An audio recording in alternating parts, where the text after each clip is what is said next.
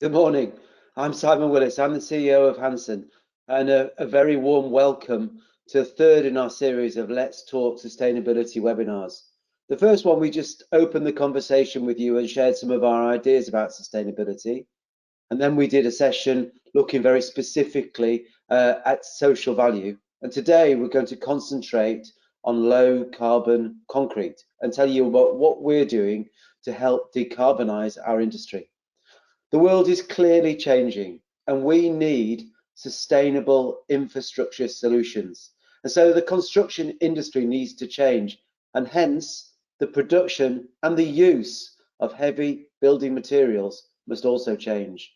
At Hanson, we're doing everything we can to transform our business to address these challenges. We're putting sustainability at the core of all of our decisions. But one thing's clear to me is that we can't do this alone. We haven't got all the answers. We've got lots of ideas. Some of them might be right, some of them might not be right. But together, if we work as an industry, we can address this problem. We can be part of the solution to decarbonising construction and the use of heavy building materials. We don't have all of these answers. I've already said all of those ideas we've got will make a difference. As Hanson, we've significantly reduced the emissions we produce when we're making concrete and cement. 2/3 of all of the concrete that we sell today is we define as low carbon. And by working with you, our customers and our stakeholders, we're increasing that percentage every year. But we can do much, much more. Our goal at Hanson is a true net zero, and we can achieve this if we work together.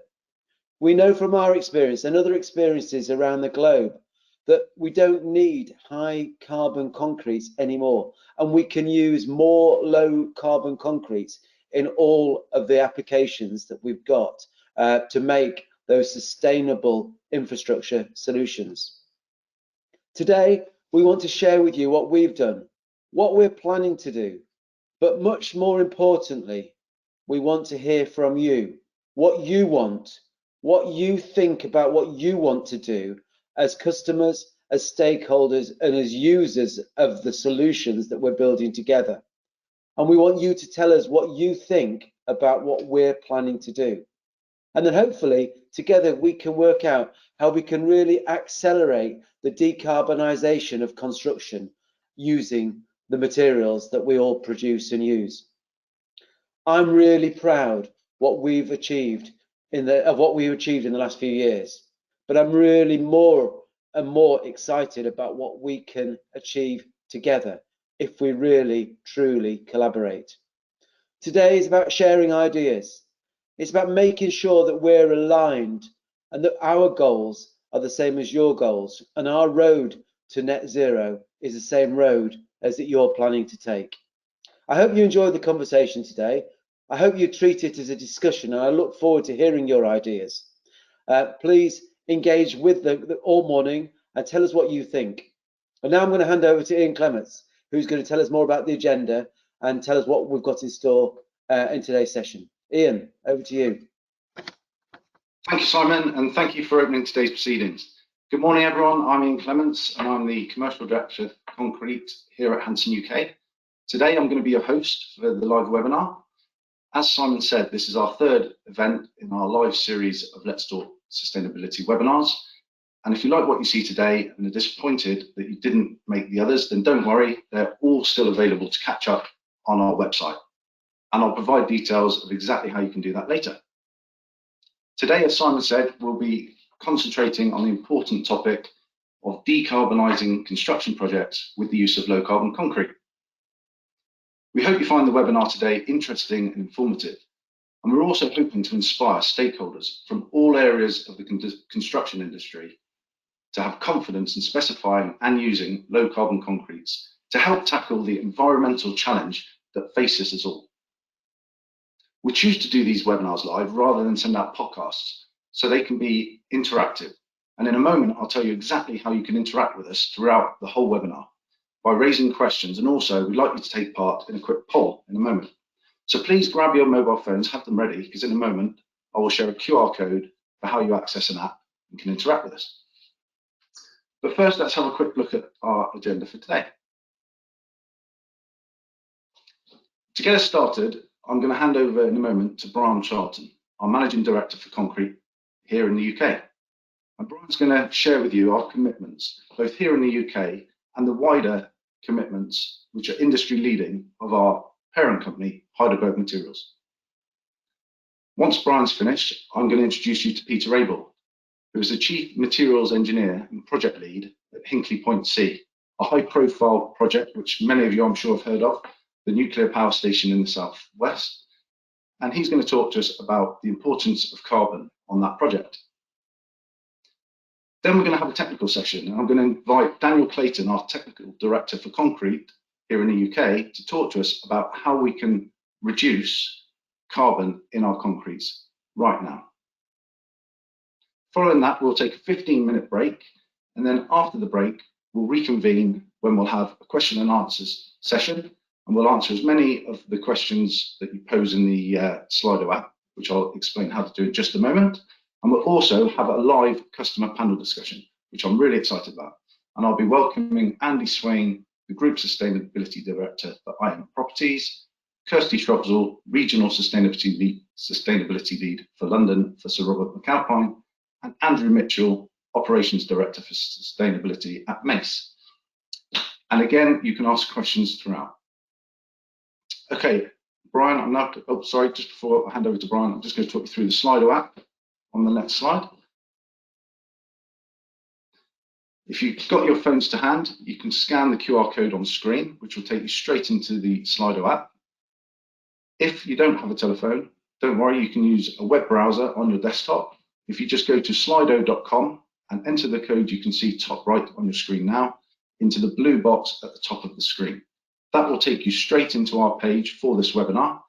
There you will find two tabs. One is where you can ask questions at any stage through today's proceedings. The other tab is for our poll, which I will get to after Brian's spoken. Just a reminder that all of the content of our previous webinars, plus everything recorded today, will be circulated. We'll send a link out to our website, which you can see on screen now, all of the content, all the recordings. So we do understand it's a long session, 2.5 hours. If there's a bit you miss, don't fear, you can catch up afterwards, and we will send you a link that contains all those recordings. Okay, I'm going to hand over to Brian now, who'll share our commitments with you. Over to you, Brian. Thank you very much, Ian, and welcome everyone. I'm Brian Charlton, I'm the Managing Director of Hanson Concrete, and I'll just take you through a little bit around Hanson and Heidelberg and our sustainability commitments. Robert, next slide. So I'll touch on Hanson in more detail in a second, but I wanted just to cover a little bit about our parent company, Heidelberg Materials. Heidelberg Materials are one of the world's largest integrated building materials and material solutions companies. It operates in 50 different countries. It employs 51,000 people, and it operates over 3,000 sites. So why is that important? What does that mean to us? It means that we have available to us as Hanson in the UK a vast amount of knowledge, experience, and research that's taken place with Heidelberg Materials. Some examples of this, Heidelberg are working on concrete demolition and paste and being able to recarbonize using those materials. In Europe, we're looking at biodiversity. We've just signed up to the Habitat for Migrating Birds. Heidelberg Materials are working on Endurocrete, which is a low carbon solution to concrete that's placed in extreme circumstances. So for more than a year in seawater or in freezing temperatures, they're looking to find low carbon solutions to those extreme uses. In addition, we're working with the state of Oregon and their environmental fund in terms of reducing carbon in our concrete truck mixers. And this week alone, we bought in the United States the largest fly ash recycling business. So those type of activities are available to us in Hanson UK to build on our knowledge, build on our experience, and they in turn can help us with some of the technical problems that we may face in terms of solving some of your low carbon solutions. So if we move on and think about Hanson in the UK, this is our business. You can see for yourselves, we employ about 3,500 people. We operate just less than 200 ready-mix concrete plants. They are static, and we have approximately 22, 23 mobile plants as well. So we've got the solution for the large engineering works that require a dedicated concrete plant. And then you can see we operate just less than 50 sand and gravel quarries. We've got 300 sites, and we operate our own cement and GGBS plants. We also operate 37 asphalt plants, and we're doing an awful lot of work in asphalt as well to reduce our carbon content. So why is this important? It's important because what we can give you is complete confidence on our concrete, that we know the concrete traceability for that product. All of our cement and all of our GGBS is supplied in-house. We've got 100% certainty around that carbon journey, and almost all of our aggregates are supplied internally as well. So if we move on, Robert, please, to the next slide. So these are the Heidelberg Material 4 concepts around our 2030 commitments. Obviously, net zero carbon, a safe and inclusive environment for ourselves and our stakeholders, circular and resistant material, and nature positive. But you want to know the detail behind that. So if we go to the next slide, you can see Heidelberg is very organized around being empirical and fact-driven. And these are the numbers that we've put behind that commitment. And if we look at the net zero future, reducing our scope 1 emissions to 400 kgs per tonne of cementitious material, we'll talk to you about carbon in cement in a second. Reducing our CO2 footprint in accordance with the SBTi 1.5 degree reduction pathway, capturing 10 million tonnes of CO2 for our carbon capture projects, reducing sulfur and nitrogen emissions by 40% compared to 2008, and achieving 50% of our revenue from sustainable products, that either being recycled materials or lower carbon. And then we're looking at, in addition to that, on the biodiversity field, 100% of our quarries to sign up to the Global Nature Positive, which means we'll have 15% of our space available for nature. And for water management, which of course is becoming increasingly critical, for all of our plants, whatever their activity in water risk areas, we will have a water management plan and water recycling system. Both of those are already in place in the UK.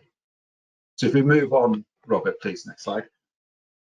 All of those commitments are tied up to the UN 17 development goals. In addition to that, we've worked with CDP around science-based targets. And for those of you who are not too sure about that, that's an organization, a non-profit organization that works with United Nations and the World Wildlife Fund to provide targets around the empirical evidence that sits behind organizations in terms of submitting information to investors. And for 3 years on the trot, Heidelberg Materials has been graded A there and recognized a grade A for disclosure, empirical disclosure around water management and empirical disclosure around our climate change agenda. And I think it's really important for us that we're able to substantiate what we do through data, through evidence, and through being fact-based. As we all know in this changing world, there's an awful lot of aspiration and there's an awful lot of noise around carbon reduction and working to a greener supply solution. So it's vital for us that we tie up what we're doing with being fact-based and empirical and supporting you as our stakeholders and as our customers and as our employees by being able to prove what we say is right through empirical data. I think that's a really important part about where we are culturally, and it's a really important part around our covenant with you, our stakeholders. Thanks, Robert. If we move on to the next one, we think about moving to a net zero environment. Robert, do you mind moving on? In the UK, 90% of our carbon emissions are coming from the cement business, which is obviously a constituent raw material that sits within our concrete business. We're working in other areas other than cement, but it's right that today we focus around what we're doing for carbon reduction within that cement field. So thank you. I hope you enjoy your morning, and I'll pass you back to Ian now. Thank you, Brian, for sharing our commitments. Okay, so I'm sure that it's probably already clear to most of the audience that reducing embodied carbon is an area of increasing focus in the UK construction industry. And whilst publicly funded projects seem to have led the way for many years in terms of demand for sustainable solutions, we at Hanson have observed a significant acceleration in the other sectors over the last 12 to 18 months. 2 years ago, we conducted a survey of 700 of our customers, and we found that only 11% of those that we questioned at the time had a strategy in place to tackle sustainability. Now, I'm confident that that landscape has changed significantly in the last 2 years. And to test that, I'd now like to hold a quick poll with the audience if we could. So on screen, if you haven't already scanned the QR code or visited slido.com using the desktop, please do so now. And on the first screen you hit, you should have 2 tabs. If you go into the poll tab, you will see the question on screen, which is, are you already seeing demand for low carbon solutions from your clients and customers? And do you have a strategy in place already to tackle this? If you could just select one of the multiple choice answers to the question, and I will share the results of that in a moment. I'll leave this on screen for just a moment to give you time to scan the QR code. Now at Hanson, our goal has always been to support our customers in being prepared for when their clients first request low carbon options. And today's webinar is designed to showcase exactly what is possible and what can be achieved today, as well as what Hanson are working on for the future. Shortly, we'll take you through how you can specify and obtain low carbon concrete with ease and confidence right now. But first, let's hear from one of Britain's high profile construction projects about why carbon reduction is becoming all important to them. I'd like to introduce Peter Abel. Unfortunately, Peter wasn't able to join us in person today, but he's taken the time yesterday to pre-record the following message.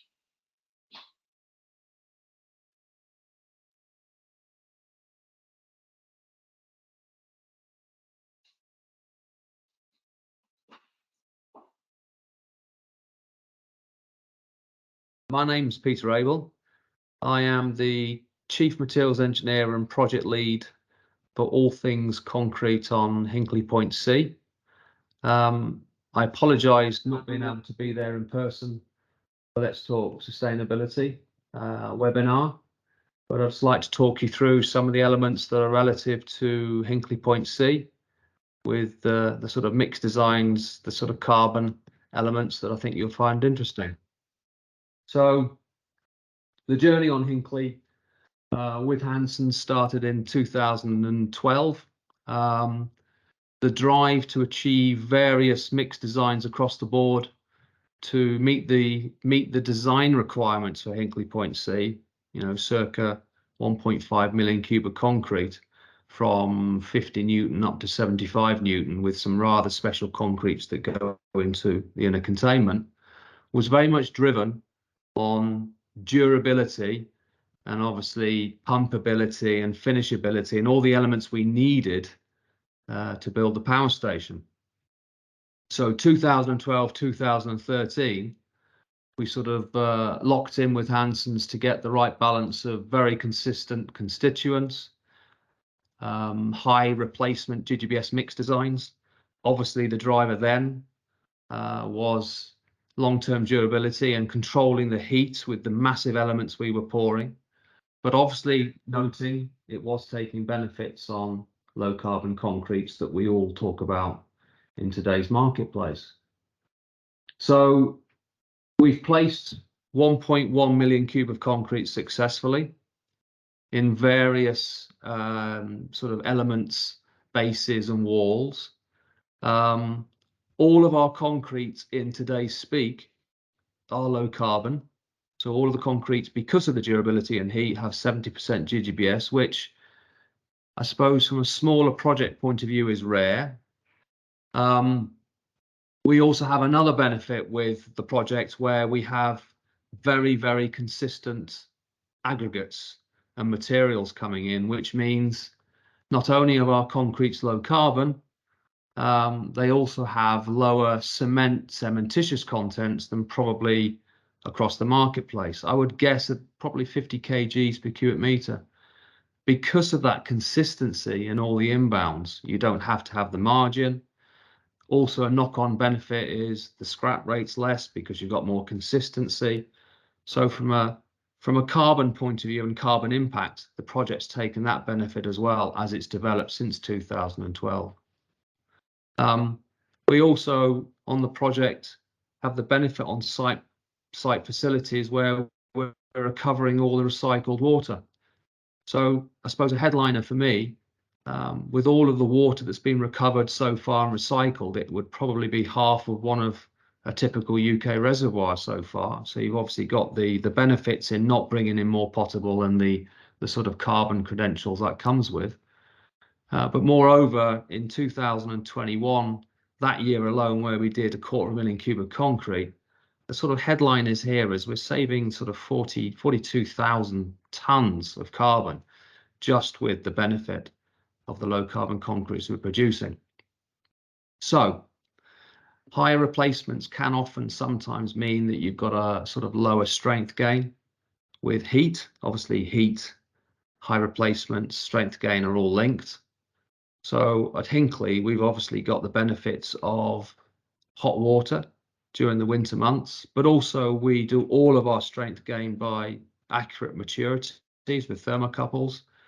So a lot of the sort of historical or concerns with using these concretes with strength gain and strike cycles and the impacts to a certain extent has been mitigated. Yes, with very, very thin elements during the sort of peak winter conditions that could be problematic, but we've managed to mitigate most of them. I suppose the next challenge for all of us is moving these types of concretes from mainstay big civil projects into the smaller projects where they have sort of different size elements and different needs. But that is coming from a Langerock point of view. All future projects will procure low carbon concretes, which by default, if you didn't know, that means generally high replacements of GGBS or other replacements that are available. And then in the background, obviously, there is a desire to do away with cement, but I think that'll come at a later stage. So the easy win is good balanced mix designs using consistent aggregates where possible, and obviously high replacements into the concretes. And with good technical support, you can mitigate a lot of the program concerns with strength gain and cycle times, as we have done on Hinkley Point C. Right, to conclude, I hope you enjoy the rest of the webinar for Let's Talk Sustainability with Hanson. I think they're industry leading events, and I really do hope you enjoy the rest of your discussions on low carbon concrete, because it's coming to you very soon. Thank you.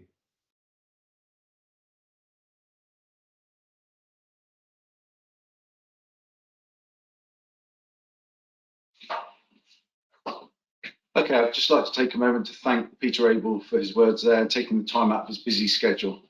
Bylaw, many of you will know, is the joint venture between Boyds and Langerock, delivering the Hinkley Point project. And as Peter said, it's been going on for over a decade now, and it's a project that we're really proud to be a part of, pushing the boundaries of what's possible in low carbon concretes with high specification demands.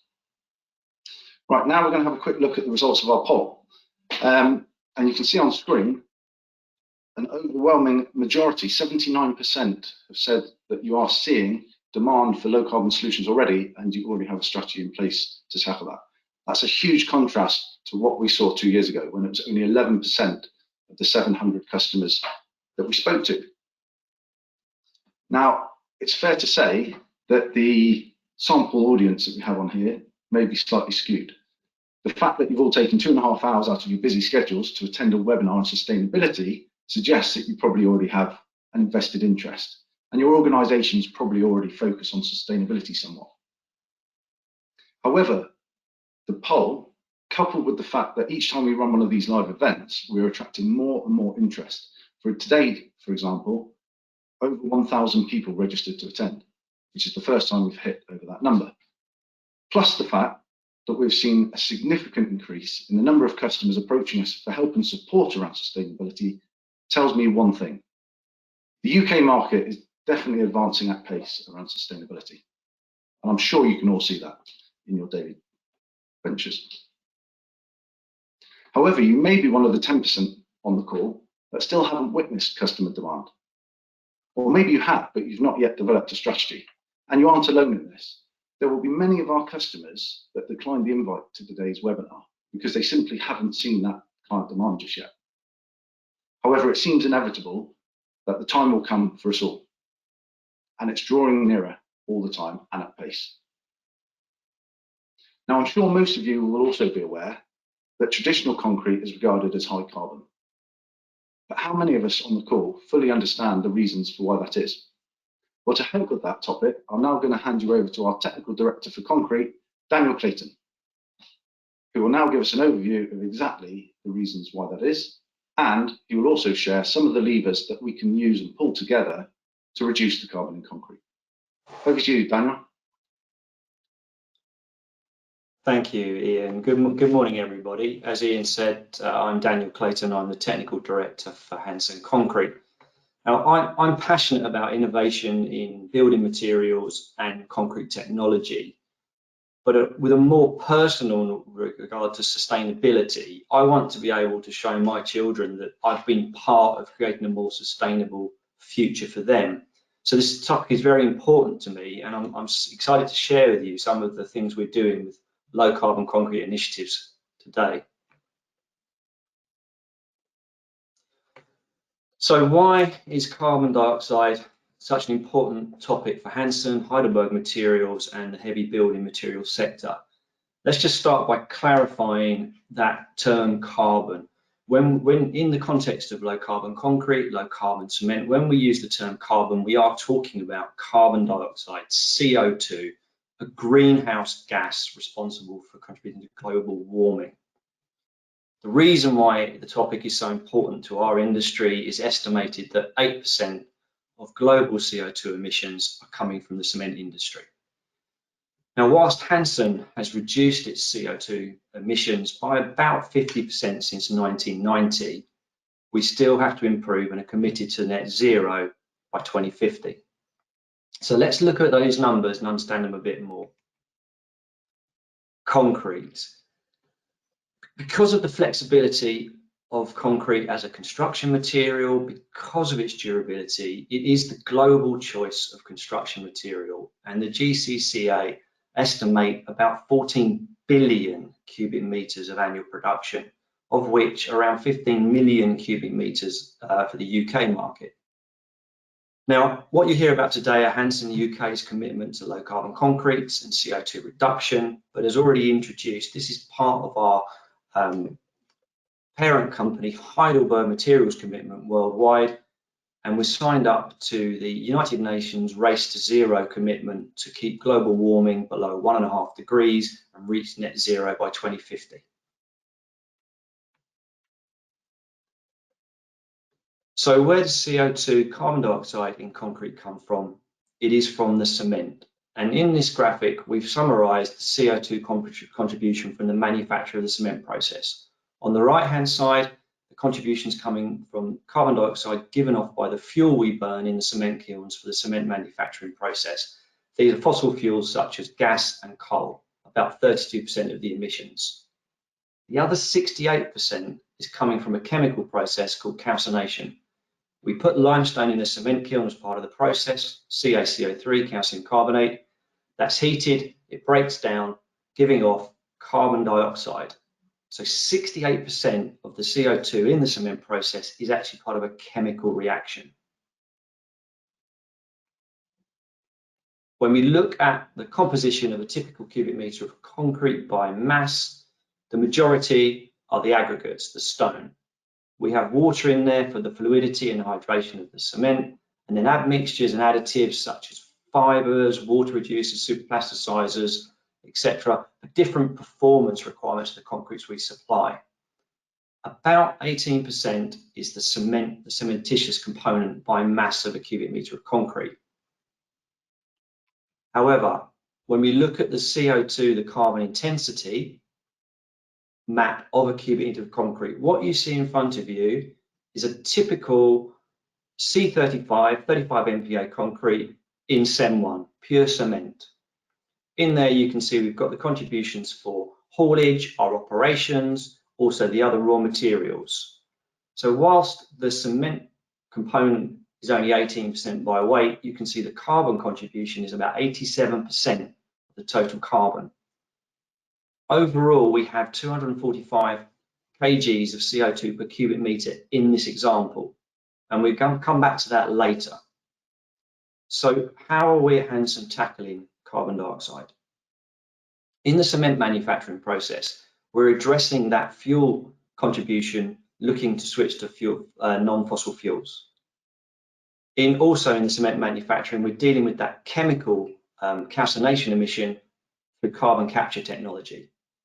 And then in concrete mix designs, we're looking at reducing the CEM1 we use by managing the over-design and the strength over-design we see in concrete, and also replacing that CEM1 with other materials.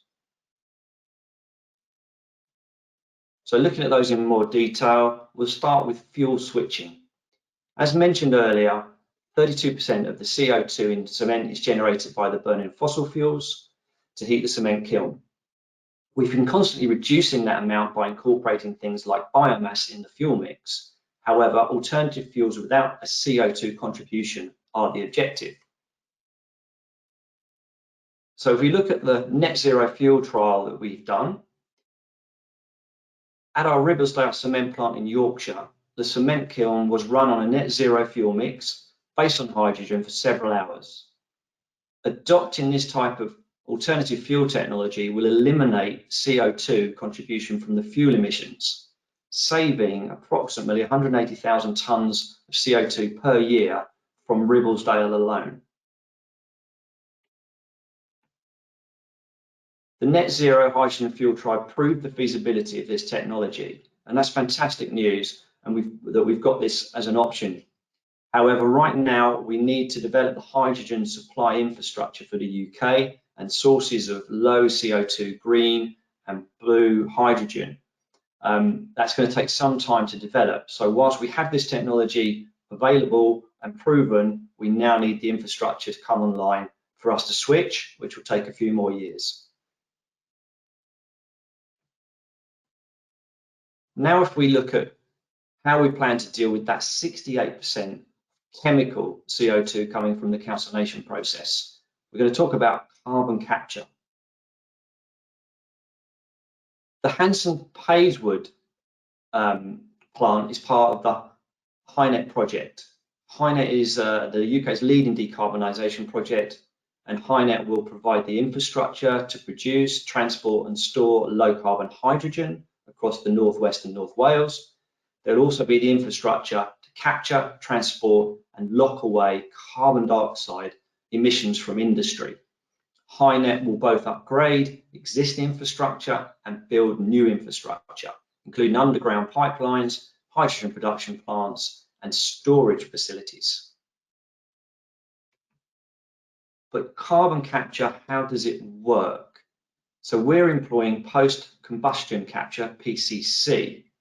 In the cement kiln, during the heating process and those gases that are given off, instead of those gases, that's carbon dioxide going up the stack and it being exhausted into the atmosphere, it is reabsorbed before it exits the plant, compressed and fed into a pipeline.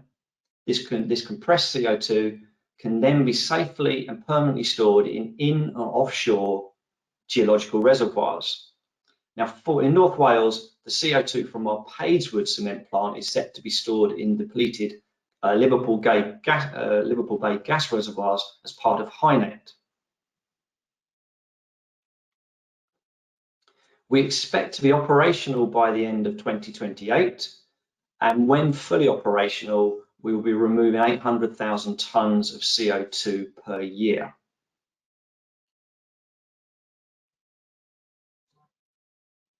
Next slide, please, Robert. So carbon capture and fuel switching, two ways that Hanson are working on removing carbon dioxide from the cement supply chain and hence concrete. But these are a few years away. So let's talk about what we and you can do today to reduce CO2 in construction by adopting low carbon concrete. Revisiting CO2, in CEM 1, we have the contribution from the fuel, the contribution from the chemical calcination process. The key thing on this slide is the MPA number attributed to CEM 1 to Portland cement is 860 kgs of CO2 per tonne. If we look at GGBS, GGBS is a byproduct of the iron manufacture for the steel industry. So the granulate comes off the blast furnace and we grind that into a material that has a similar composition to cement and reacts more slowly than cement, but can be used to replace CEM 1 in a concrete mix. The key thing here is that the primary CO2 is allocated to the iron making process. We take the CO2 that's for the transport and the grinding of the granulate, and the MPA number is 79.6 kgs of CO2 per tonne, significantly lower than the 860 allocated to cement. And the other important thing here is that GGBS is a byproduct, and if we weren't using it this way, it would be going to landfill. So the great news is that GGBS is a well-proven technology and already in the majority of the concrete we produce at Hanson. So it begs the question, what is low carbon concrete? In the UK, there are several work streams right now on how to rank low carbon concrete, but there's no consensus yet. So the challenge we have at Hanson is not only to work on the adoption of low carbon concretes for customers who favour carbon intensive mixes, but also to work with customers who are already on low carbon concretes to use lower carbon concretes. So let's talk sustainability and some key things that we can work on with you right now as owners, specifiers and contractors. You can be thinking about to help adopt low carbon and lower carbon concretes and also reduce the CO2 in your projects. Thinking about some things that do drive up cement content but are not always needed. The first thing is you can think in your specification about where low carbon concretes are easy to specify, such as your non-structural, your groundworking, your infill and your temporary works. Another thing that we do see still is the specification of ST mixes, standardized prescribed mixes. We would encourage you to avoid doing that and look to specify the alternate designated gen mixes. So in this example, you can see the ST2 at 10 megapascal strength. The standard requires 285 kgs of cement or combination per cubic meter. The Gen 1 equivalent is 180. So straight away there is a significant saving in cement and hence CO2. Another thing we see in specifications are water cement ratios and minimum cement contents where it's not clear why they're being asked for. If you don't have a durability need, think twice. We think what happens is people are reusing old specifications and maybe not rethinking whether that water cement ratio minimum are actually needed. So there are two key ways to reduce the cement requirement and hence carbon intensity of your concrete. Now in terms of the site management, and Peter alluded to this a bit, the reaction of cement with water is exothermic. It gives out heat. When we reduce the CEM 1 in a concrete mix, we lower the CO2 in the concrete mix, but we also reduce the reactivity. Hence in colder conditions, this really can slow the strength mix gain. By planning from the start in your projects to manage the site conditions, particularly during cooler months, contractors really open up the door to saving projects CO2 in concrete. Also, by planning the cycle times and formwork array you need around the adoption of low carbon concrete, your project timelines can be managed. Some other ways we've seen projects adopt low carbon concrete are the acceptance of 56-day strength rather than characteristics 28-day strength, which we as a concrete supplier have to supply our concrete to for BSA 500. In elements where you don't require the design strength within or at 28 days, with agreement, the contractor and the concrete supplier can work with the designer, and we can have concrete acceptance at longer periods, which allows us to reduce the overall cement and the carbon intensity of concrete. Final thing is digital technology. As Peter again alluded to, real-time data from maturity technology can help reduce the over-design and hence over-cementing in a concrete mix. It can also help overcome concerns about the adoption of low-carbon concretes in these types of applications, particularly fast-track or post-tensioning type of applications. So if we look at digital technology in a little more depth right now, with Smart Rock digital sensors. So digital maturity and Smart Rock sensors. Heidelberg Materials has partnered with Geotech globally. Geotech are a smart technology supplier for the construction industry. We are now able to provide our customers with digital maturity technology for real-time temperature and strength monitoring with the Smart Rock sensors. Again, we heard from Peter Abel earlier how maturity methods have been a key enabler to unlocking low carbon concrete on Hinkley Point.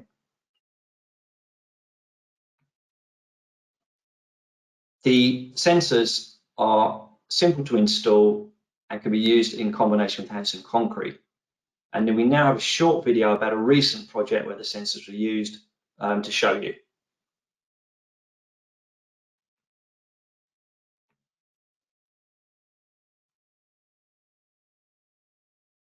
Hello, I'm Daniel Clayton and I'm the Technical Director for Concrete. At Heidelberg, we're seeing more and more demand for low carbon and carbon awareness from our clients and customers. We see the Smart Rock technology as a key way to unlock low carbon solutions. One of the barriers, or many of the barriers we see, are around concerns of setting time of low carbon concrete. And in such applications as the one behind me, where people are doing concrete using formwork, time is one of the key factors they look at. So anything they see potentially could slow down that striking and build time is something that concerns them. And in many applications like this, the way they're tracking the strength development of the concrete is using cubes in situ next to the formwork. By adopting Smart Rock digital maturity technology, this gives them real-time in situ data on temperature and strength development, which allows them to keep their builds on time. It also allows us to monitor the cement contents and reduce overall powder contents, which saves carbon, and it also helps with the adoption of heavily replaced concretes, reduction in SEM 1, which again is a carbon saving. Hello, my name's Anthony Eyre. I'm the UK Territory Manager for Geotech, and I look after the Smart Rock concrete sensors. Smart Rock concrete sensors show you live data on the strength and the temperature of in situ concrete, predominantly for early age strength and temperature monitoring. The sensors themselves are attached to the rebar just before the concrete's poured, and then the data is transmitted via Bluetooth directly to the app on your phone or the tablet, whatever site you're using, and it'll give you live data, allowing the guys on site to make real-time decisions to strike curly or monitor the temperature control. We've made the system as easy to use as possible, so anybody can be trained to install the sensors, collect the data, and then read the data. It can be accessed via the dashboard from anywhere in the world, so multiple users can make a decision and see what the concrete is doing live. Hi, Steve Vauxx, Project Director for Morgan Sindall, working on the Clive Booth scheme behind me. As working as part of Morgan Sindall, we have extremely high carbon reduction targets that we're trying to build across each site. One of the biggest problems we're faced with this project is 4 different concrete frames that are coming up out of the ground at the moment. We looked into how we could really measure the cement being used and the Smart Rock technology and how that can feed back into the mix designs by tracking how quick those slabs are curing for us. It also could give us a time advantage by being able to strike certain slabs earlier as well. Hi, I'm Haider from Modebest. I'm the senior engineer on this project. We're working together with Morgan Sindall to install the Smart Rock meter into the concrete to determine the strength. The Smart Rock has been used on all the slabs. We've been working on block D and E so far, so we've had 2 pours where we've installed it on each pour. The Smart Rock meter has been really easy to install. We tie it into the rebar, and where we use the app on the phone to get the data and the strength of the meter. Having this data, it means that we don't have to rely on the manual creep testing and construct the decking earlier. Another scenario we see SmartRock having an advantage for our customers is during colder weathers. During this colder seasons, customers are concerned about the setting time of the concrete and often turn to SEM 1 or very high powder content mixes, then thus increasing the carbon intensity of their projects.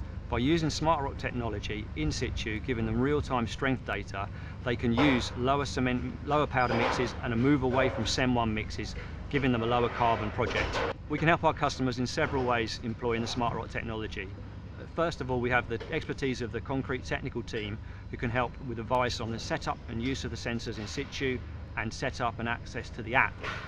We can also help our customers by carrying out the calibration of the concrete mix itself, which gives you accurate real-time data from your sensors to give you strength and temperature in situ on your concrete.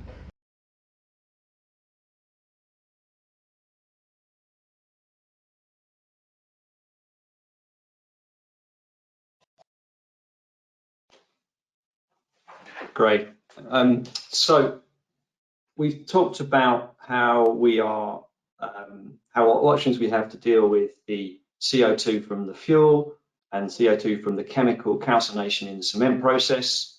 And we've spoken about some things that we can talk about together right now to find opportunities to lower carbon in your projects and how you can open the door to adopt low carbon technology. And we've seen how digital technology and maturity is a key enabler to that adoption. So let's now focus on how we're reducing CO2 in concrete and making it easier for our customers to access those savings with Hanson EcoCrete. We've identified two things that we believe can help our customers. We think having a range that makes accessing low carbon concrete and lower carbon concrete easier to understand is important. And secondly, making CO2 values visible and traceable. So let's introduce you to the EcoCrete range. As I said, our objective is to make the carbon conversation easier. This is a new thing for a lot of us. We're learning with you, and we're trying to position our range so that it meets the questions that you're being asked. We want to make the carbon conversation easier and CO2 more visible. So we have three levels of percentage of CO2, varying percentage of CO2 reduction in the EcoCrete range. EcoCrete is just greater than 30% reduction from a SEM 1 reference. The next level is EcoCrete Extra, where you're looking at 65% and over reduction from a SEM 1 reference, and EcoCrete Elite is over 80% reduction from a SEM 1 reference. The key difference here is the concrete mix design philosophy. We are mix designing the concrete with the explicit purpose of lowering the CO2. This is a mindset change rather than simply meeting the strength and other performance requirements. So let's have a look at an example of EcoCrete. On the left, we're revisiting that C35 SEM 1 concrete we talked about earlier, 245 kgs of CO2 per meter cubed. The low carbon EcoCrete equivalent on the right has a 39% reduction of CO2 down to 149 kgs of CO2 for the same concrete. By offering customers the option to move up the range, we can increase that 39% reduction with EcoCrete to 65% reduction or more with EcoCrete Extra. So that's taking low carbon to lower carbon. So now we'd like to give you a short video to introduce EcoCrete further. Thank you.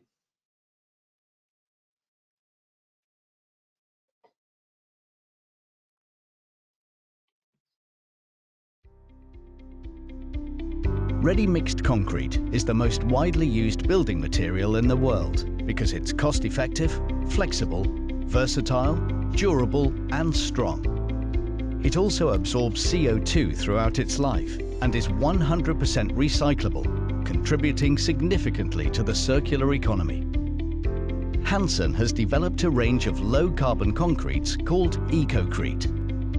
EcoCrete contains Regen GGBS, which stands for Ground Granulated Blast Furnace Slag, a byproduct of ironmaking, which replaces some of the cement content in the concrete.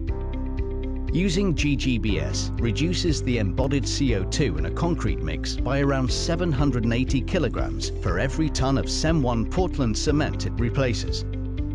It also increases the long-term durability of structures and conserves natural resources for future generations because it does not require the quarrying of materials and prevents the slag being disposed of as landfill. I think everyone in the construction industry is aware of the climate emergency that we are facing, and we want to play our part in reducing CO2 emissions. Reducing CO2 emissions is no longer a nice to have. This is clearly apparent from the fact that customers are approaching us each and every week to talk about more sustainable solutions. At Hanson, we've been working hard on this for the last few decades and have already more than halved our carbon emissions since 1990. This is great progress, but we need to keep coming up with new and innovative ways if we're going to continue our progress to reaching net zero. Materials innovation is a big part of this, which is why we have developed EcoCrete. There are 3 products in the EcoCrete range that reduce the CO2 emissions associated with standard CEM1 concrete by up to 85%. EcoCrete, which reduces CO2 by 30 to 64%. EcoCrete Extra, which reduces CO2 by 65 to 75%, and EcoCrete Elite, which reduces CO2 further by up to 85%. EcoCrete can be used anywhere that a traditional CEM1 concrete would be used. In combination with cutting-edge admixture technologies, we are able to maximise the replacement of CEM1. We can significantly reduce the amount of CO2 in a metre cubed, whilst maintaining the setting and placement requirements that our contractors need. And we work with our customers to provide advice and technical knowledge to supply the perfect material to meet a project's individual requirements. The benefits of EcoCrete are quite clear, as well as reducing the carbon emissions associated with concrete from 30% to up to 85%. It's easy to use and place. It can be used in all applications, including reinforced and unreinforced construction. It has an unchanged construction process, complies with guidance and specifications, as well as creating a lighter, more aesthetically pleasing colour. It's 100% recyclable and available nationwide from our network of static and mobile ready-mixed concrete plants. Join our partners and customers who have met their carbon reduction targets with our range of EcoCrete solutions, only from Hanson.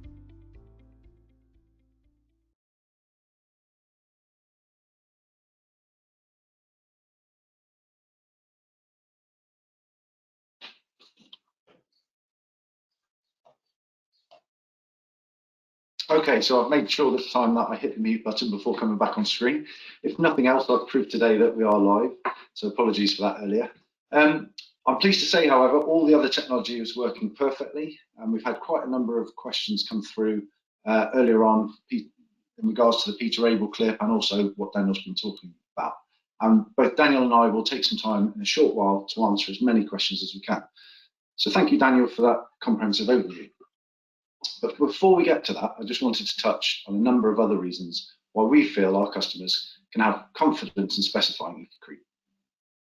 Firstly, as Daniel pointed out, we have a broad range of EcoCrete products spanning CO2 reductions from between 30 and 85%. But more importantly, these products are available at every single one of our concrete plants nationwide. So you can have real confidence in our ability to deliver regardless of the location. And carbon reduction is the primary focus of the EcoCrete range. It's why they exist. And we've spent many years in developing them. We've built an extensive data set, and we're able to use that to support our EcoCretes on both their carbon credentials and their performance on site. And I'll share more on how we're able to do that in just a moment.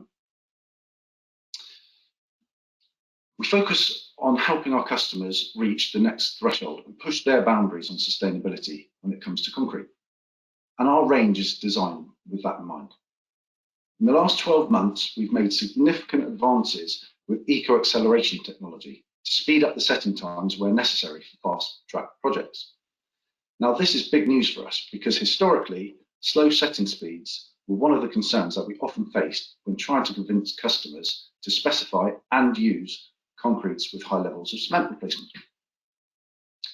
Now, to give you an example of where we've been successful in putting this new technology to good use, I'd now like to show you an example of a business that has already seen customer demand for low carbon concrete and demonstrate how we have supported them to respond. We've got a recording from the Managing Director of Northern Steel Decking, Jack Fulton, and we're going to play that now. Let's have a listen to what Jack's got to say.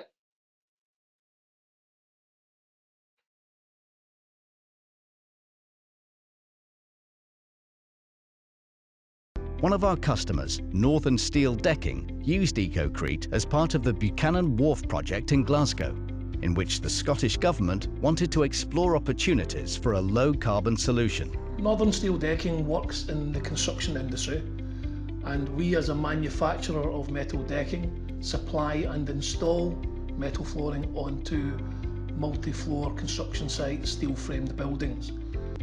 Our ambition is to reduce our carbon footprint. We're being asked that by our main contractors, by our clients, what and how we're measuring our carbon footprint. So it's important. We can't just ignore it, but it's something we've got to do, and we're already underway with that. We're looking at all the different ways we can reduce our carbon footprint by things like electric vehicles, but we've also got a specialist that's looking at how we can go further. So we are already underway in that journey, and one of our key things is our supply chain. So reducing our concrete carbon footprint is fundamental to that. We were asked by our client about a job in Glasgow called Buchanan Wharf. We were asked if we could look into a low carbon option for the concrete. So we approached Hanson to see what we could offer our client, and they told us about their new EcoCrete range, which is something that both Northern Steel Decking and our client were very interested in. We have been advised by Hanson that the overall carbon reduction is in the range of 67–68%, which is a substantial reduction in the concrete. Our client on this particular job is being asked by the Scottish Government if they can look at ways to reduce the carbon footprint of the job. What's important to us in the concrete setting is that it doesn't go off too fast or too slowly. And because it's important for, if it goes off too fast, you can have issues with cracking.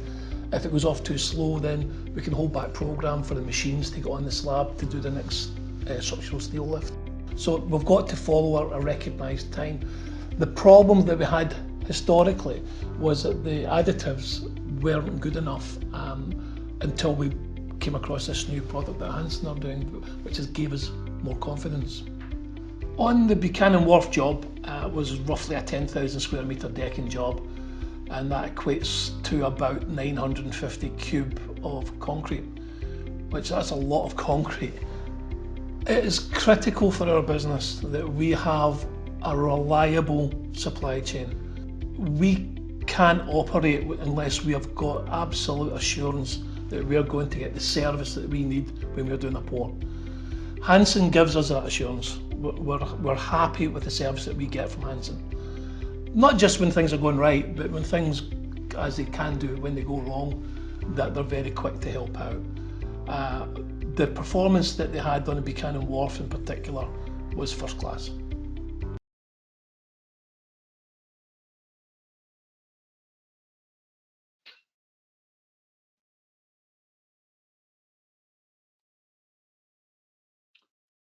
Okay, we've just had a couple of messages come through. I think I jinxed it by saying the technology was perfect, but we've had a couple of messages come through to say a few people on the first video we showed on EcoCrete, where Chris O'Shea was talking, the video paused and didn't carry on, but not for everyone. I think it could be down to the fact we've got so many attendees and the bandwidth. So what we will do is afterwards, we will send out an email to all of the attendees with a link to our website where you can see just that video. So you don't have to watch back the whole recording of the webinar, you will just get that EcoCrete video.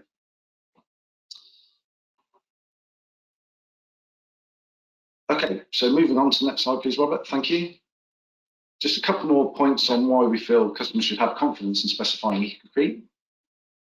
Our recent focus around the EcoCrete range has been on making carbon visible, traceable, and reportable. This year, we've developed the functionality to be able to provide a CO2 calculation per cubic metre on every quote for EcoCrete concrete. And we can now do this quickly at the quick click of a button at the time of quoting. This calculation is individual for each plant and each product. We also provide what we believe to be best-in-class technical support around sustainability, and we have won multiple awards for our innovation in this field. That technical support can be backed up with the use of smart rock technology, as Daniel pointed out earlier, which was the digital sensor probes. And we're putting these to really good use to help provide our customers with the confidence they require on site to push the sustainability boundaries even further. Other things we're working on and coming later this year that we're excited about, a concrete scorecard, which will be a report or certificate, if you like, that will show all the embodied carbon contained within the concrete supply to any project upon completion. And EPDs to support our EcoCretes. Now, EPD stands for an Environmental Product Declaration, and it's a document informing of a product's environmental and human health impact. To be a fully fledged EPD, they need to be verified by an independent third-party expert. But this verification has not been practical to date due to the thousands of mix designs we have across hundreds of plants, because it poses far too many variables. But what we are working on is developing indicative EPD information right down to both plant and product level, and that will be made readily available. And for specific projects where the needs are greater, we will be able to provide fully fledged and verified EPDs, and we will welcome working closely with our customers on a consultative basis to develop those where required. So we've seen this morning why carbon reduction is important at both major project level and also with other customers in the industry, such as Northern Steel Decking. We highlighted Hanson's industry-leading sustainability commitments, and we've also looked at why carbon is high in concrete and all the things that we can do together to reduce it and achieve our net zero goals. We're now going to go through some of the questions that have been asked already before going into our live customer panel discussion. I'd like to invite Daniel Clayton, our Technical Director for Concrete, back onto screen to join me in answering some of the questions.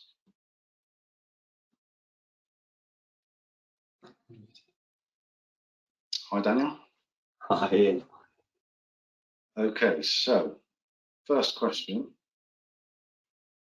is, with regards to the 70% GGBS makeup, how much of that GGBS is procured in country and how much is imported? Okay, so that's one I can answer. It does vary. It does peak and trough through the year, depending on seasons, etc. But currently, over 80% of our GGBS is being sourced from within the UK, and the lowest that would ever drop to is about 60%. So we're confident we have the most reliable and robust source of GGBS in the UK, and we have no issues or concerns over stock at the moment. Next for you, Daniel, I think. Is GGBS the only option in reducing the carbon in concrete, or is there another product which can be used which can speed the curing times compared to GGBS? Right, so first of all, just in terms of the curing times, I think as Ian alluded to, in the EcoCrete range, we do have some speciality accelerators that we can bring into the concrete to deal with that particular element, as well as I alluded to, contractors and specifiers thinking about that right up front in terms of how they're going to cure concrete during cooler months. So we can deal with that. But in terms of GGBS alternatives, right now, GGBS, we have secure supply, national coverage. It's the best option we have for the foreseeable future for lowering carbon in CO2. However, we are monitoring alternative cementitious streams, such as we've got calcined clay projects that are running, and we're developing that technology for the future.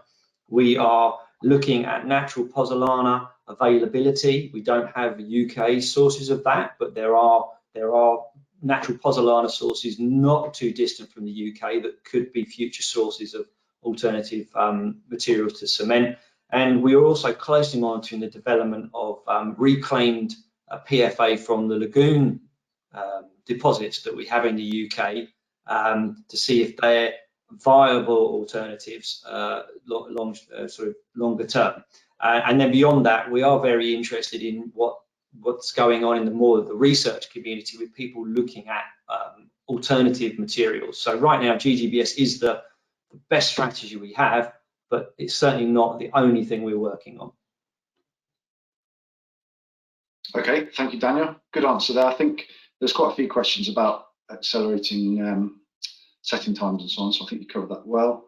There's another question here asking, Peter Abel from Bylaw highlighted the challenge to spread low carbon solutions to smaller civil works. How do you plan to do this using your 178 plants? And that's probably one I can pick up. So I think I touched on earlier the fact that Ecocrete is available nationwide. Every single one of our plants stocks GGBS and can create Ecocrete for you. So we have no concerns there of our ability to produce and supply good quality Ecocrete nationwide. However, on top of that, there is the element of making customers aware that we have the product, and we've been doing extensive training internally to make sure that one of the first questions we ask customers is would they consider a more sustainable alternative. And today's webinar is all about education, sharing what we can do right across the industry. We regularly speak to our customers, but sometimes our customers' clients aren't aware of what we can achieve. So today's all about inviting people right across the entire supply chain to make a noise about what we can achieve together. Next question, Daniel, I think it's probably for you. What happens to the smart rock sensors when the project is complete? Right, so the sensors themselves are embedded in the concrete, so they remain in the concrete until the concrete is end of life. But what's really interesting about it is as we described, the sensors are wireless and Bluetooth, and they actually continue emitting data for 60 days. So what that means is that you've actually you can then track the strength development of your element for 2 months, which is going to give more data than a contractor would have right now, and could be very, very useful in terms of handover and saying what the actual in situ strength of an element is. So that's really really interesting for that technology as they remain there. The other space where we see this being of interest is in precast type applications, where often very cement intensive mixes are used for the turnover of the product, but then the elements could be left in the yard or in some kind of hangar to develop strength. And by having the sensors in those elements, the precaster now has real in situ data of the strength gain of the element and can really optimize the safe transportation of those elements to site. So yeah, the sensors stay in the concrete, but still have value not only to on-site concrete, but also factory produced concrete. Okay, thank you, Daniel. A question that often comes up, and it's one that I will take, is there an extra cost to use the Ecocrete range as opposed to SEM 1? The simple answer is usually yes, there is a slight cost. The reason for that, one of the key reasons, is as we replace cement with GGBS, to maintain the strengths in the cement, we have to replace every ton of SEM 1 with actually more than a ton of GGBS to maintain that strength in the concrete. And the cost of GGBS and cement is now broadly similar. So because we have a higher cementitious content, i.e. we're putting in more powder, there is a slight increased cost. However, going from a SEM 1 to standard Ecocrete and achieving that 30% reduction, if you're on a project that doesn't need the accelerators, etc., something, for example, a piling project where we quite often see that piles are left for a period of time before any weight's put on them, then that difference can be quite low and actually can be in the single figure percentages. So it's not always a huge additional cost.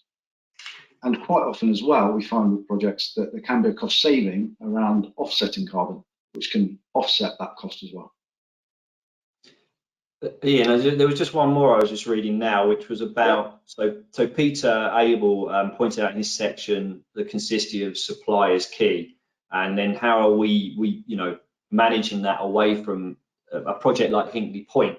And so as Brian Charlton said in his introduction, we are pretty much 100% integrated. We have all our powder supply is coming internally, and the barring one or two exceptions, our aggregate supply is. So we, in terms of managing that on a national level and with a typical standalone commercial ready-mix plant, we have the advantage of working with our own colleagues. And we have a number of initiatives where we're looking at smart integration of our aggregate supply, and identifying where we've got opportunities to manage variability to achieve that goal.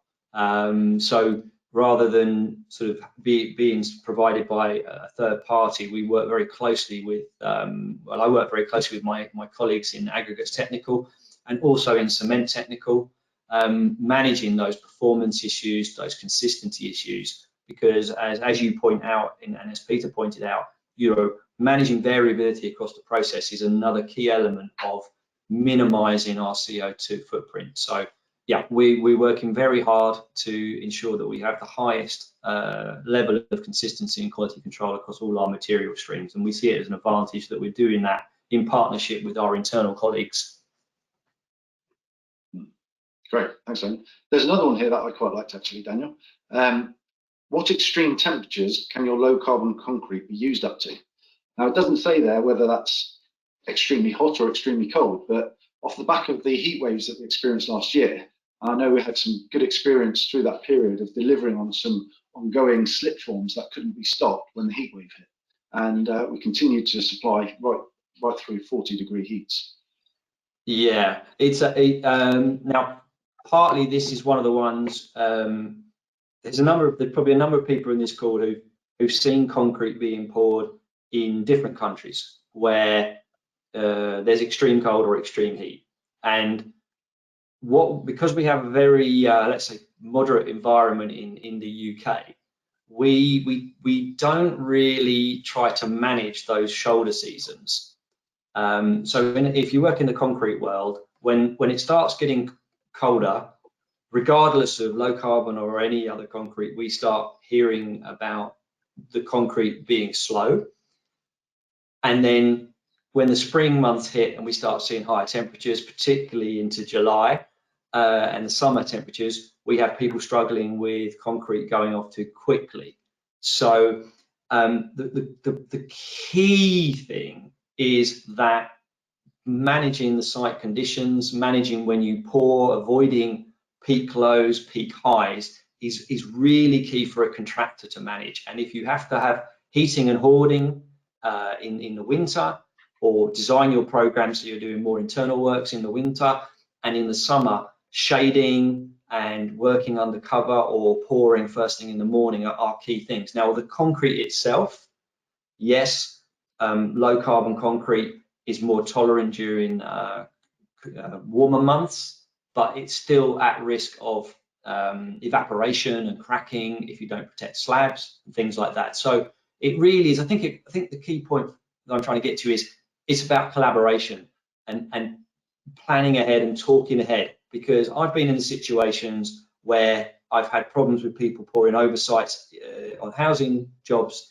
in the spring, and I said to them, just take, instead of pouring the concrete at 12 noon, make sure that you're set up and ready to take your first load before the sun comes up.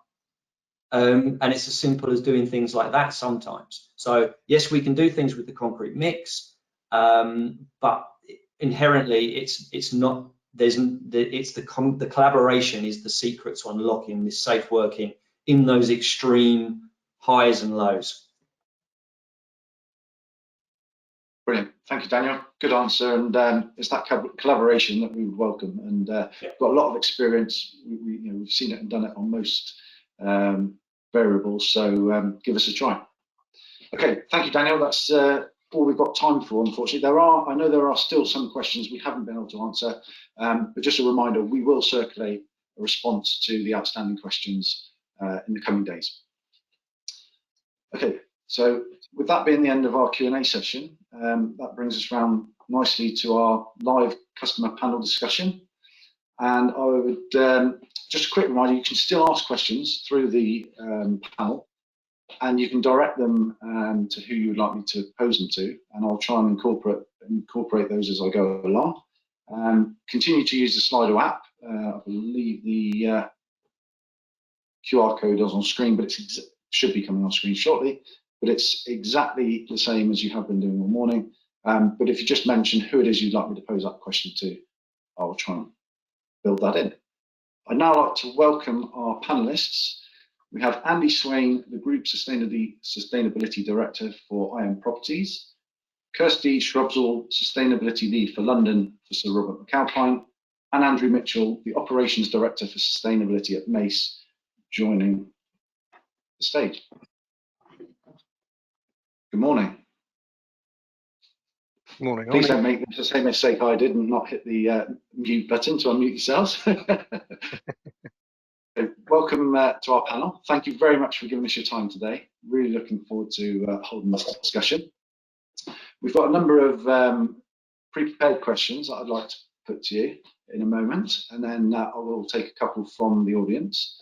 But first of all, if I could just ask each of you, starting with Andy Swain first, just to introduce yourselves and your organisation, and just give us a flavour of your journey so far around sustainability. So over to you, Andy. Thank you. Thanks, Ian. Yeah, so Andy Swain, I'm Group Sustainability Manager for IM Properties, a company you've probably never heard of, but we're based in the Midlands, and we're responsible for building. If we go on to the next slide, Ian, that'd be good. Large industrial commercial properties. So we've got a picture here of a site that we just recently developed just off the M42 at Mercia Park. This is a 3 million square foot development for Jaguar Land Rover, for warehouse space, essentially for their parts, and service centres. And we've got, and in the bottom right hand corner there was Peddymore. We're also a house builder, so we build houses. So we use a lot of concrete in our houses, as we do with our industrial developments. And if we go to the next slide, Ian, we're also we're an investor in terms of retail space, office space, and we retrofit offices as well, for occupiers and for sale. So again, a huge amount of concrete can be used in those products as well. For us as a business, sustainability is key, and we've got a sustainability strategy that looks at 4 areas really: people, place, and planet. But most importantly, the partnerships and practices about how we go about developing those sites and building those homes and managing those office space. And we know we can't achieve our objectives. We've set out some objectives to be net zero, zero in construction, but also a net zero organisation, and we can't achieve those without our supply chain, essentially, and the partners that we work with. So it's really important that we engage with them, with our tier 1 contractors and our supply chain and our subcontractors, to make sure that we can deliver against those objectives. So that's IMP in a bit of a nutshell. Brilliant, thank you, Andy. I'll come back to you shortly with some questions. Next, I'm going to invite Kirsty to introduce herself and Sir Robert McAlpine. Thanks, Ian. Hi, I'm Kirsty. I'm the Regional Sustainability Lead for Sir Robert McAlpine in London. As you can imagine, sustainability is extremely high up on our agenda and that of our clients at the moment. So we are investing a lot of time and effort into making sure that we're in the best position to deliver that. Just a brief overview of our sustainability strategy. Ian, I think you've got a slide on that. Hopefully you have. Great. So our sustainability strategy is made up of the 4 what we consider principal pillars of sustainability and our priorities, all of which are underpinned and feed into the overall environmental management of our business and our projects. They feed into each other, they work together, and you can't consider one without the other. They consist of carbon, as you would expect, resource efficiency, ethical procurement, and social value. As the rest of the industry, we are committed to decarbonising our business, pledging to net zero, and developing a set of carbon principles to make sure to ensure the delivery of our low carbon projects.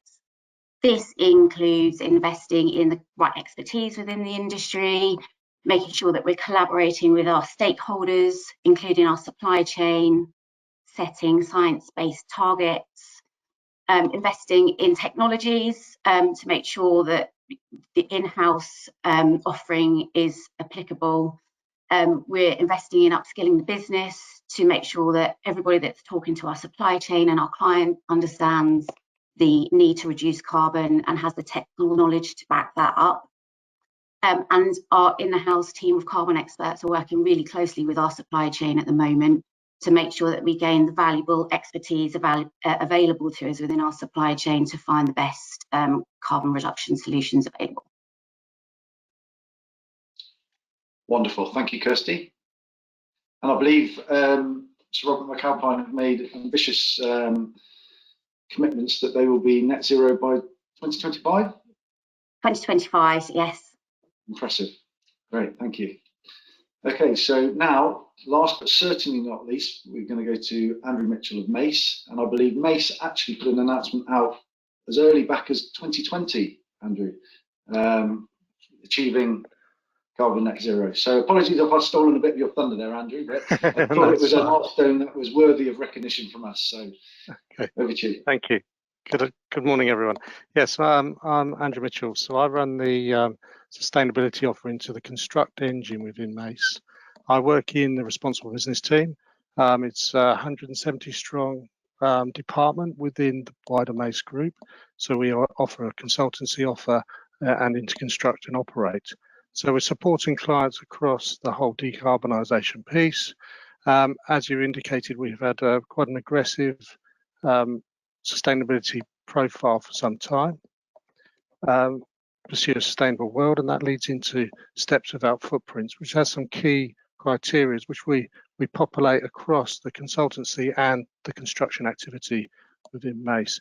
And the key three threads around that feeds down into what we're talking about today in terms of the general responsible business piece is a 10% carbon reduction in our activity year on year. So it's a global challenge, okay, because we are operating globally now. The other one which has got the most context to what we're talking about today is our commitment to client carbon saving. So we understand we've got an influence within the construction sector and within that consultancy sector and the actual delivery of product on the ground to save client carbon. And we set an aggressive target of achieving 1 million tonnes of future carbon savings by 2026. And we're pleased to say we've got that pipeline in place now. We've achieved that. So we've gone away, we've done a remarketing of where we are at the position at the moment, looked at our portfolio of work, and we've set ourselves a new target of 10 million tonnes. Okay? So it's continuously improving, unfortunately for me in the RB team, because we're up against it, but we've got general support from the board. This is a direct influence from the board down to us, and and it is an aggressive push out into the industry to look for solutions which you've been talking about today and others. And again, as our colleagues on the call are talking about, we need the supply chain to come with us. We can't deliver this on our own. This is why this presentation today is really important for the industry. We need your support. We need everyone's support if we're going to push this agenda. Brilliant. Thank you, Andrew. And I totally agree. It's definitely a collaborative affair. We've all got to push forward on this together to reach our joint goals, which is net zero. Okay, thank you. Andrew, if I could just stay with you because you're on screen last. and it's a topic that we've touched on quite a bit through today's webinar, which is the acceleration that we've seen in the market, and you just touched on that yourself there. Can you describe to us how you have seen your clients' requirements around carbon reduction change on recent projects? Yes, generally we've quite a strong client base with a long-term relationship with all our clients, and we're always in debate, we're always in consultation with each other just to see what they're looking at the next projects, etc. And generally the core strategy has changed over the last 18 months to the sustainability agenda. We're talking about embodied carbon all the time. We're talking about operational carbon. Our clients understand the commercial benefits of achieving these standards. They understand they have their own strategies within their own businesses as well. So that is a bid winner for us. If we can put an offer together which is going to give us an advantage, if we can demonstrate we have the tools, the expertise to offer a low carbon solution, it obviously puts us in better stead for winning more work. And we're seeing this going way through. So we've got a project at the moment called the Edge London Bridge, where we've actually got a contractual agreement with the client to achieve an embodied carbon target. We are going to get penalised if we don't hit it. We are going to get some extra cash back if we beat it. Okay, so we're mapping that through with the client. So we're in constant dialogue with the client in terms of where we are with client side reporting and our reporting. So it's quite an aggressive piece of work, and we're seeing that come through on a few other opportunities at the moment where we're in that position where we contractually are being asked to achieve certain numbers. Okay, that's really interesting. Really interesting to hear that financial benefit of achieving a better sustainability level. Really interesting. Thank you, Andrew. Kirsty, could I ask you the same question? It's a question I think I suppose to all three of you really. Kirsty, how have you been finding things at Solvent Carbon, and how have your customers' requests advanced over the last 18 months or so? Yeah, I definitely, it's clear that the aspiration of our clients has increased somewhat over the last 12 to 18 months. They've obviously been gaining a lot of understanding around what carbon means to them as a business and their project. So the landscape of carbon and sustainability generally has changed massively.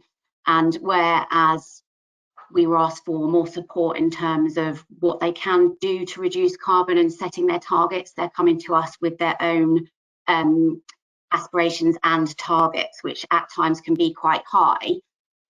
So that early engagement and collaboration with the supply chain is essential there to make sure that we go back to them with the best offering.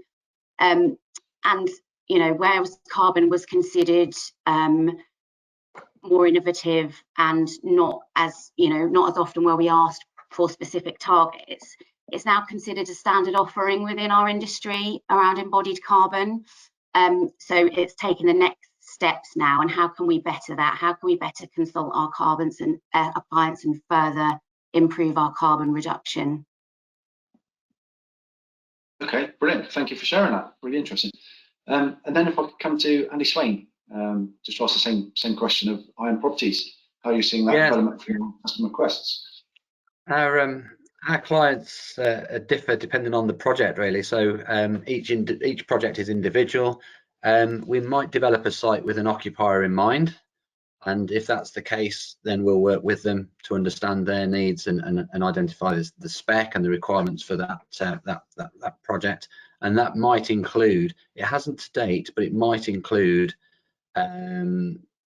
low carbon products. It will certainly look at carbon, the carbon footprint of the build, but also the operation of the facility as well.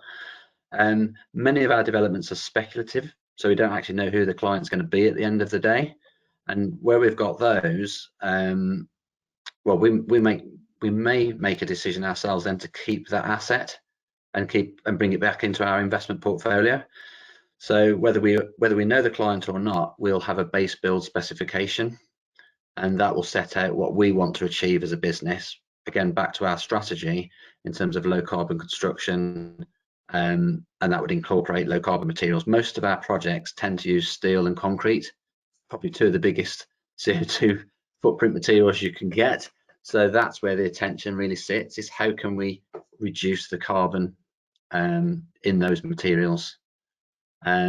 We've set an ambitious target to be net zero in construction. So where we can't reduce the carbon in the construction phase, we will offset. And Mercia Park was one of the images I showed you earlier. That was our first project where we offset over 120,000 tonnes of carbon from that project.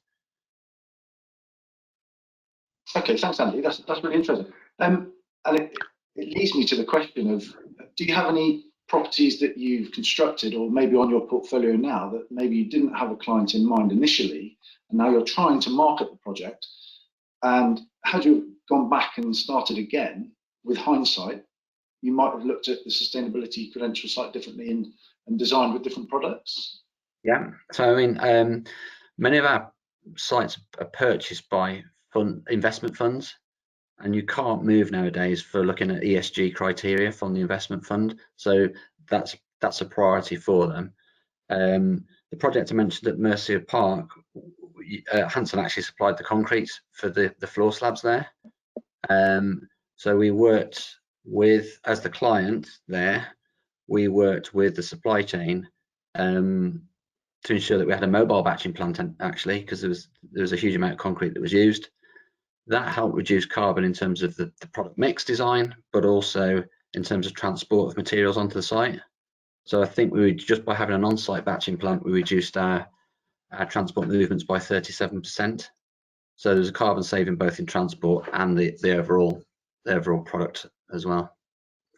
So it's key for us that we do consider that and work with the supply chain. I guess the problem we have, Ian, is that as the client, we're not necessarily specifying the material. It could be a subcontractor of ours or the principal contractor and the subcontractor of theirs. So we're a little bit removed from the decision-making process, and it's really important going forward that we make sure that we're making our requirements clear. Yeah, we see that all the time actually, Andy. We'll quite often talk to subcontractors that come to us for maybe a SEM 1 because that's what they're used to dealing with. Historically, I used talking to Northern Steel Decking. It's traditionally drawing contractor. They were used to using SEM 1, and then a customer came and said, "If you have it available, could you please use or specify low carbon concretes?" And then we were able to collaborate. But that message sometimes doesn't get right through the supply chain to us. So exactly what this webinar is about is showcasing what we can do and inspiring others to just pick up the phone and have a dialogue. And let's work collaboratively to push forward. Okay, fantastic. Thank you. Question next for Andrew of Mace. Which elements of your construction projects do you focus on most greatly when you're looking to reduce carbon? Okay, so you'll be pleased to hear we do spend quite a lot of time looking at the concrete. So obviously, we're looking for the big hits in the early stages. We also have quite a tight bid timeline in most of our projects. So we're obviously putting together quite a lot of work in a short period of time. So we look at the superstructure and structure, whether that's designed as concrete or steel, we will do the same exercise. And generally we look at, whether it's concrete structure, take some volume out of the design, and also at the same time looking at making a good quality mix selection to bring that carbon numbers down. Mace, we also have a construction to production offer. So we have an off-site manufacturing process. So we do low carbon cassettes for floors, etc. So that can come into the mix at the bid stage as well. So all of those goes in through the process. And we also look at facades. So we have quite an aggressive, that combines in with our off-site manufacture, a facade offer as well. So we look at decarbonising those elements. MEP, I know we go to slightly off subject here, is quite problematic, but that gets in the mix as well. So it's really those big bulk items, and we have a structured process of when we receive a new opportunity, go through the design exercise with the structural guys, the facade experts internally, and use an external resource just to try and select a best opportunity. And obviously we're looking at making sure the building is appropriate for design, so there's a structure and everything else like that, but we also include within that the cost elements and also program. That's really important as well. We can come up with a really good carbon solution which drives that agenda, but if the program's going longer, it may not be acceptable for the client. So we're always balancing all of those elements in there. Okay, thank you, Andrew. And which would you say are the most essential elements of the product when you're specifying them? I mean, you touched on a few there, program, cost, etc. What would you say is the most essential? It can be, it's really to do with the client engagement. So if we're on board really early, so if we're, REBA 01, we have a long run in, we can really do a nice piece of work and do that carbon piece. And also we know what the program constraints are, so we can do that aggressively. So it depends on the client really what they want and when we get drawn into the job. If we are pushing our clients obviously to go as early as possible, so we've got vision of what the design is, so we've got that maximum time to influence and we've been doing this for some time now, so we have lots of data sets behind us, so we can actually produce evidence to say, look, try X, Y, and Z, and that just puts some added value into our discussion with the client. So it's really client-led in terms of when they engage us at an appropriate time. Yeah, I'd say we find exactly the same, Andrew. The earlier we can get involved, the more options you have, the more time to look at variable options and trials. We can always run trials, etc. So, okay, thank you for that. Question for you now, Kirsty, if I may. Difficult question to answer maybe without having a crystal ball to hand, but what do you see the next 12 to 18 months looking like, taking into account how fast it's advanced over the previous 12 to 18 months? I think we'll see a lot more change. We'll see higher requirements coming in from our client base.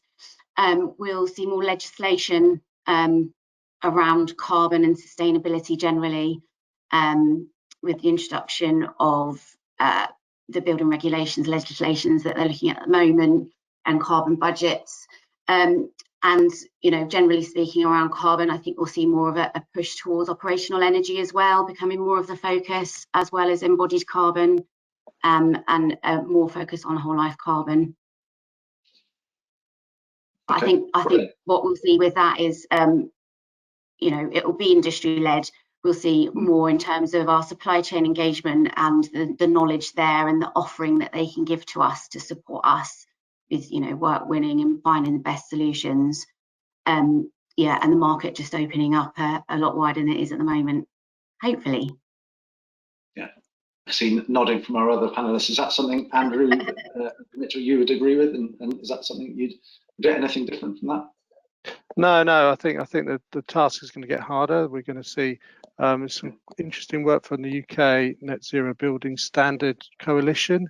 So we're waiting on them to come up with some guidance on what the benchmarking will be. So that's quite an interesting piece of work. So we've been generally, the industry's been pushing down the LETI route. LETI are involved in this new coalition. So once we see those standards, that's going to push the industry on again, and it'd be quite interesting to see our take up from our clients. We perceive our client base will take those standards and drive them towards us.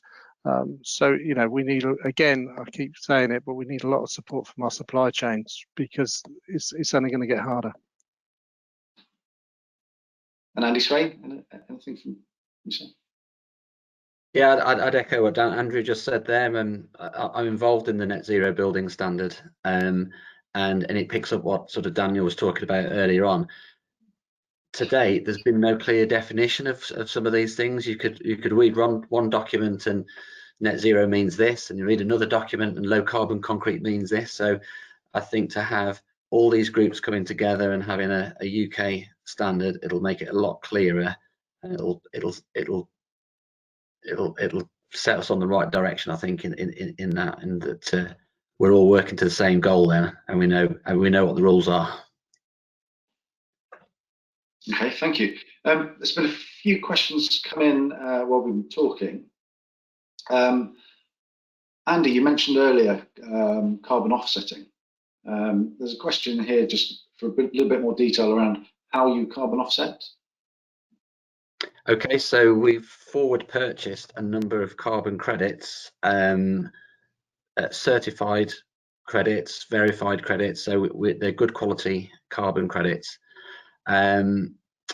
This happened actually before I joined the organisation, and although it's certainly a good thing to do because we want to take action now, it's also having a detrimental effect because we've got those credits in our pocket, and if we want to change the concrete design, for example, and it's going to cost us more, then we need to make sure that it's cost effective.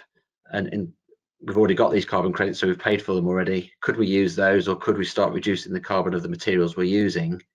And it can be a bit of a challenge to spend more money on a project if you've already got some carbon credits sitting there. So it can be counterintuitive. So the important thing is to reduce carbon wherever you can, avoid carbon in the first place, and then use offsetting as a last resort. And we know that we can't achieve zero carbon on our projects at the moment, and that's where the offsetting has a role to play. Okay, thank you, Andy. Kirsty, you were talking earlier about whole life carbon, and just got a question for a little bit more detail on that around, do you see advantages in terms of the thermal efficiency of concrete structures and the fact that the concrete absorbs CO2 during its working life? And do you take that into account when considering the whole life carbon? Yeah, it certainly contributes towards it, that's for sure. Like with, everything else at the moment, it's taken into consideration that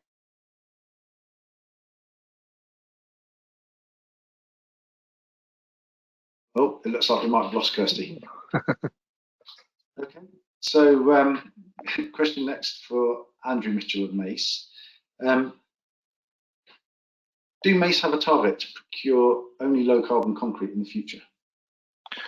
We don't have a specific target. What we've signed up to is Concrete Zero. So that is an industry initiative to work to decarbonise our supply of concrete into our scheme. So that fits into that agenda. So yes, we do in that respect. So we're early signatories to Steel Zero and Concrete Zero. So we're working with you guys, our supply chain, etc., on that roadmap to maximise the carbon saving for our source of concrete. Yes. Okay, and we've touched a lot on collaboration and working right through the supply chain. Andrew, I'll stay with you for a moment. How do you feel we can collaborate more as an industry, and how can we as a supplier at Hanson help you with that? Okay, so generally we've been running a couple of initiatives, quite aggressive initiatives into our supply chain as a whole. So the first one is we've gone out to our key supply chain and said we need a net zero carbon strategy from you to be delivering net zero carbon, or carbon neutrality is the proper term really, by 2026. Okay, so that's the first stage. And the second one, which we are intending on launching soon this summer, is we are expecting our complete key supply chain to offer us a low carbon product stroke service. You've indicated one today, which is absolutely fantastic. So that's kind of what we need to do. So we don't have the breadth of time, people to go out to the industry and push the industry to offer these solutions. You guys have worked on that brilliantly, so that obviously there's a massive supply chain that comes into us. So that's just generally what the push we're doing. Some of the trickiness around it, some of the hard work which we're doing in the background internally with Mace is capturing that data and stuff like that. And people don't really talk about that. How do we capture it and make sure we wash that through into our end products and things like that? So there's a lot of that going on as well. So yeah, it's generally a push out there to the supply chain saying this is coming. Our clients are asking us for this.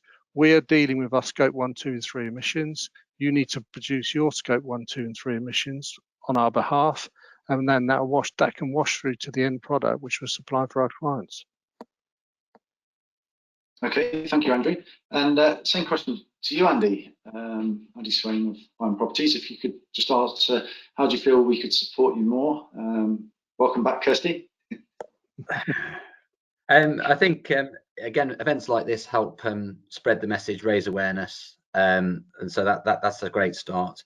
I think Andrew mentioned provision of data, and again, that's key, because I think clients want to compare what would it have been and what's the benefit to show us the savings, and that helps again with your cost. If there is an increase in cost, then where's the benefit? What am I getting for that extra cost?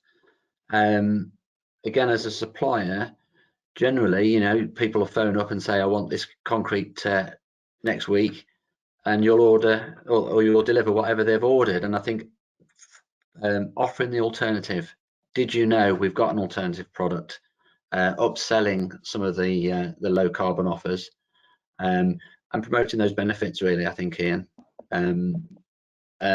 From me, I've made a few notes today in that we certainly need to engage more with the supply chain. You know, I think we need to get our main contractors together with the flooring contractor, with the supplier, and have a conversation, open conversation around the table as to why some solutions will or won't work. You know, it does boil down to cost, but also for us, durability is key, and finish, surface finish is key. And so why would you move from something you know works if there's a risk that it fails later in its lifetime? The last thing we want is to sell a property when the floor starts to crack or doesn't perform.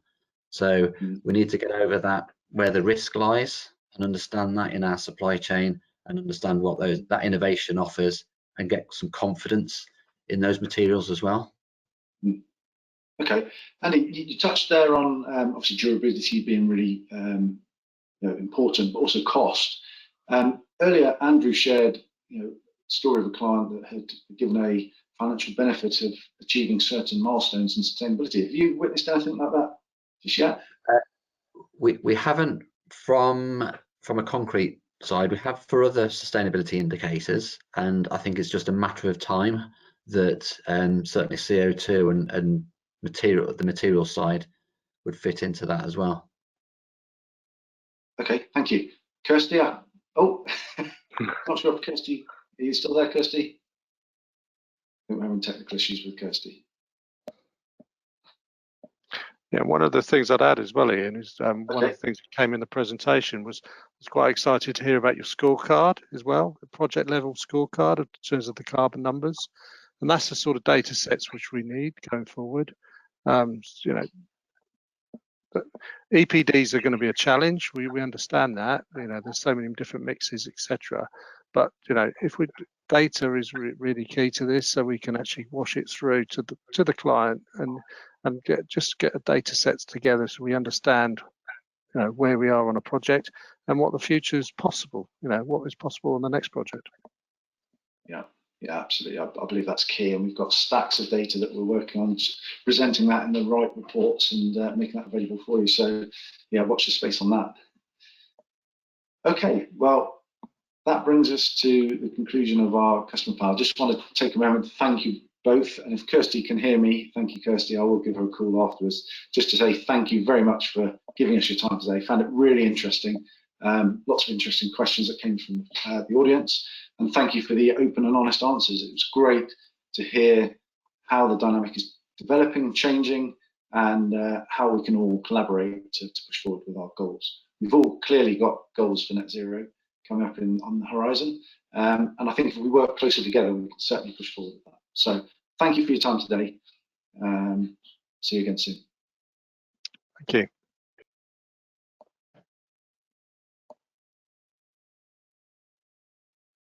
Okay, so that's bringing us towards the end of today's webinar. I do have, Daniel's sent a message through saying there was another question that he would like to answer that came up that we didn't spot earlier. So if Daniel could rejoin me on screen. Yes, and it just came up in the Q&A. The question was, how does the Hanson strategy fit with the ICE low carbon concrete route map published? So that's the Institute of Civil Engineers. They published a low carbon route map a couple of years ago. Now in that document, they proposed a kind of an A, B, C, D, E energy sort of scoring system for low carbon concretes. And then we just heard there about Concrete Zero. Now, Concrete Zero appear to be adopting a similar kind of approach. But as I said, and as discussed there's not a single coherent point of reference for us to pitch ourselves against. And we have the GCCA doing some things, and the Mineral Products Association and the British Ready Mix Concrete Association are all involved in lots of discussions with lots of people around how do we benchmark a low carbon concrete. So what we're doing, we are monitoring all of those, and as and when we see things appearing, we will be able to say where our concrete sit within any given scheme.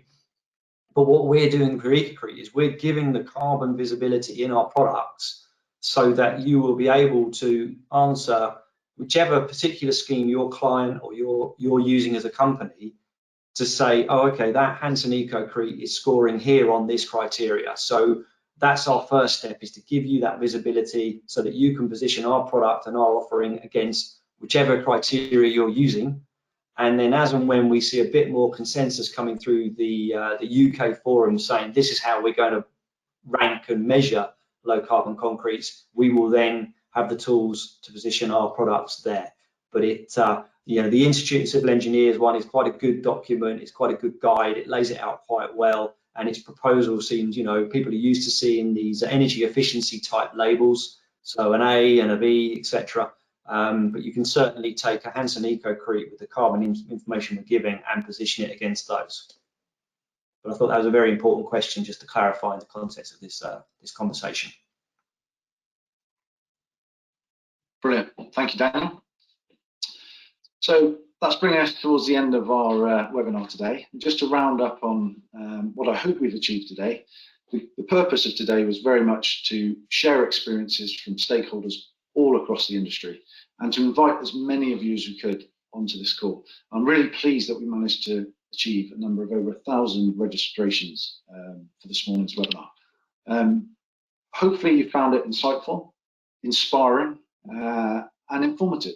We've showcased what we can do already, and we've also shared the experiences of a number of customers who have taken on that battle of sustainability and pushed forward with their achievements. We're here to support all of you to do that wherever possible.